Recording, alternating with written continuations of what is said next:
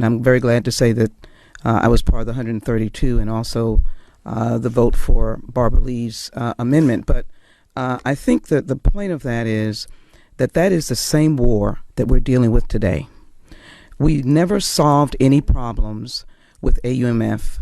We left 4,000 plus, maybe 4,400 dead, and over 60,000 who came back injured in some form. And the war never ended. As I recall the language in AUMF, it deals with hostilities in Iraq.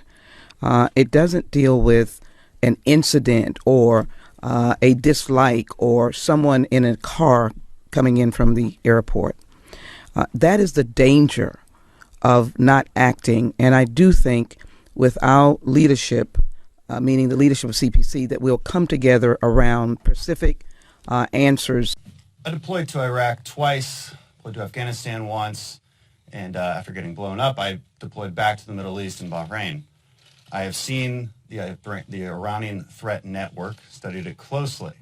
I've seen what their export of weapons does to our soldiers in Iraq. Over 600 killed by IEDs, specialized IEDs that were exported there from the Iranians. The Iranians are experts at surrogate warfare.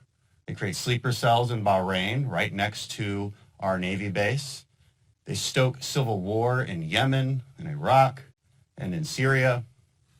They're experts at creating chaos. Now, the Democrats' arguments rely on two false premises. One is that history began with Donald Trump's strike against Soleimani. That is, of course, not true. History began long before that. The Iranians have been escalating against the United States for a very long time, started in 1979.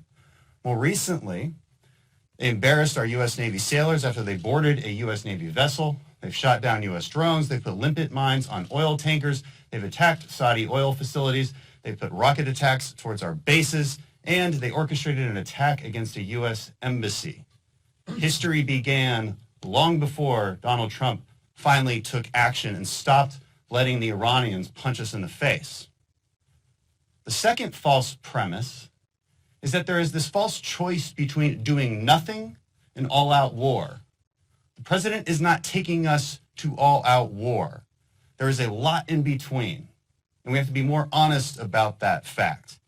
We have to set a red line and say that as the United States of America, we will not be punished indefinitely.